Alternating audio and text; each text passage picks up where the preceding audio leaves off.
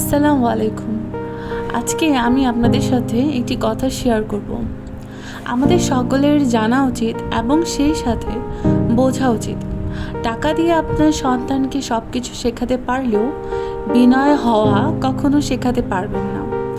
জীবনে আপনার সন্তানকে কিছু দিতে পারুন বা না পারুন, অন্তত বিনয় হওয়া শিক্ষাটা দেওয়ার চেষ্টা করুন। এটা তার জন্য তার জীবনের সবচেয়ে জরুরি শিক্ষা হবে।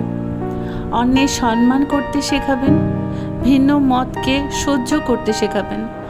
সাফল্য পেলে বা টাকা পয়সার মালিক হলে সে যেন অন্ধ হয়ে না যায়।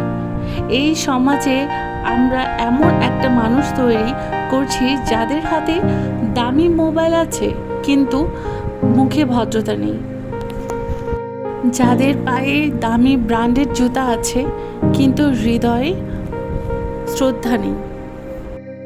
আপনার সন্তান যদি শিক্ষক, গৃহকর্মী, রিকশাওয়ালা এবং অফিসের নিম্ন শ্রেণীতে কাজ করা লোকদের সম্মান করতে না পারে বা সম্মান করতে না শেখে, তাহলে আপনি তাকে মানুষ নয়, একটা অহংকারী রোবট বানিয়ে দিচ্ছেন দিনের পর দিন।